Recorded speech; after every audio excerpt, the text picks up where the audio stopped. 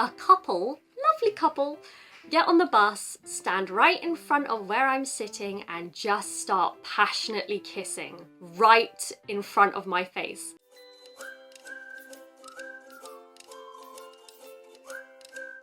Minasan, konnichiwa, squishy toke, yokoso. Okay, in today's video, we're going to be talking about relationships and the differences that I've noticed between Japan and the UK. As usual, if you like videos like this, don't forget to like and subscribe, and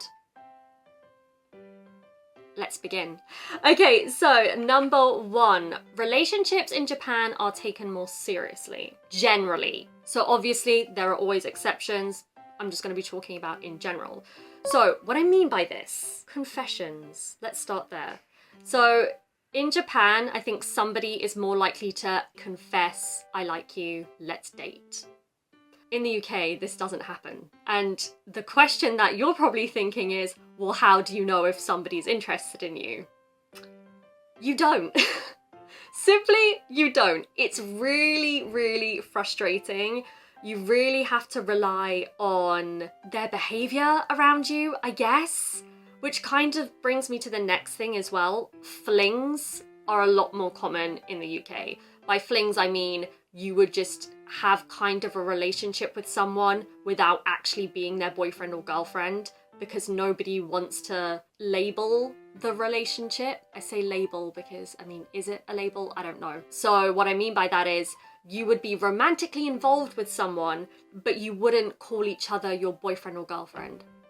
I know, it sounds frustrating. It is, definitely is. So yeah, you could feel like you're in a relationship with someone, but you don't know if you're in a relationship with someone, and then you have to have a discussion about it. But that's eventually. There's definitely not the traditional way of confessing first, then becoming involved in a relationship and knowing that you're somebody's boyfriend or girlfriend.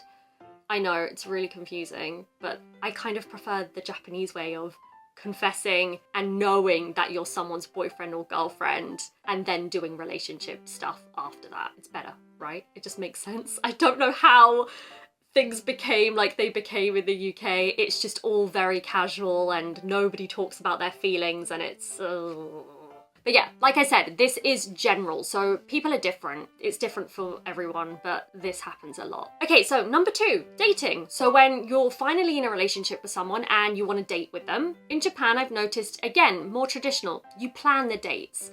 You go to Disneyland, you go shopping, you go and see a movie, you go for dinner. All lovely date things. In the UK, again, it's vague. So you'll probably get a call from someone like, hey, do you want to come to my place and watch some Netflix? And you're just like, yeah, sounds good. Is it a date? Is it not a date? No one knows. The thing that makes no sense about this is eventually, whether it be a month or a year later or a few weeks later, you always end up having the discussion, okay, so we've been seeing each other for a while now, so what is this? Is it, you know, am I your girlfriend? Are you my boyfriend? You have to have a really awkward conversation to define the relationship. Whereas if you just stick to the traditional way, like in Japan, you immediately know if you're someone's boyfriend or girlfriend. I know, this is crazy. I can't even believe I have to explain this. But yeah, this is literally what's happening. Okay, so number three, PDA. This is short for public displays of affection. You don't do this in Japan. Thank you. Thank you. Okay, it's not that I don't like showing affection, but I just don't want to see it in public. I have a bad experience with this. So one morning, got up early to go to work, and I was on the earliest shift at work, so I'm quite tired. I get on the bus, I sit down, I'm not fully awake, so I'm sat on the bus looking something like this. Not awake, and it's 7 AM. Then a couple, lovely couple, get on the bus, stand right in front of where I'm sitting and just start passionately kissing right in front of my face. I'm here, they're here. And suddenly I'm just like, where do I look? Like, I don't want to look at them because that feels inappropriate. And also, it's very early in the morning. Like, my eyes are not ready to see this. So I just awkwardly kind of just look this way and kind of down, like I'm focusing on something on the floor. But yeah, it just makes you feel a bit uncomfortable, especially when it's so early in the morning and you're just trying to get to work. Public displays of affection, you see them quite often in the UK, and I am so glad that it's just not something that's done in Japan. I don't need to see that, okay? Save that for a more appropriate situation. Thank you. Okay, so number 4, the engagement period. So in the UK, if you do get engaged, which honestly, it's quite rare these days, but we'll get into that, you're probably going to be engaged for a few years. It's very rare these days to see someone be engaged for less than a year. If I had to say the average, I would say 2 or 3 years you're engaged for. And before that, you're probably living with the person for at least 2 years.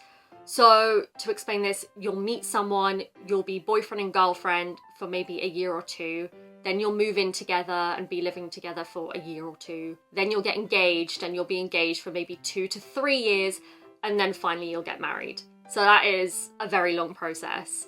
In Japan, I've noticed it's different, basically. I think you get engaged before you move in together sometimes, and then I think the engagement is usually about a year on average in Japan. I think also maybe there's less pressure to have a whole wedding. I know in Japan it's common to just get married, have the document signed, and then have a wedding later, which I love that. I think that's great because then it means that being married just isn't about this big celebration. It's more about actually wanting to be with the person, which I think is way better. In the UK, you kind of always get married at the same time as it's legally binding. Does that make sense? So you'll have the wedding ceremony, and on that day you'll sign the documents and be married. So I think a lot of couples have pressure to save money for that big occasion, which is actually kind of sad. Listen, if you want the big wedding, fine. But I love in Japan that it's normal to get married and then have the wedding later, because it gives you more time to save money and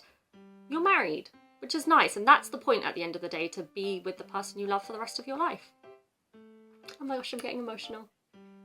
Number 5, before I cry.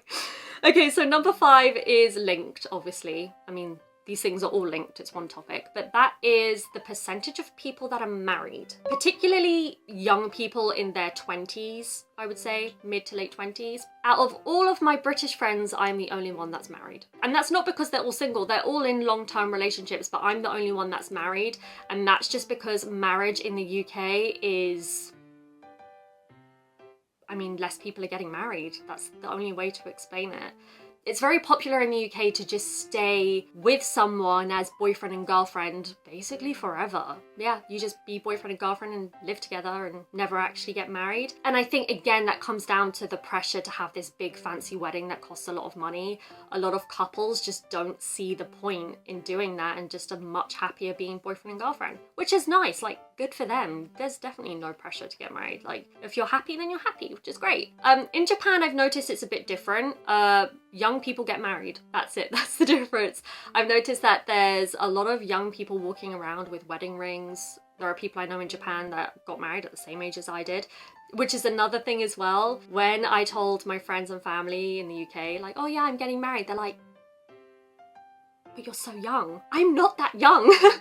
I'm really not. In the UK, if you do get married, you're probably in your 30s, at least, sometimes older.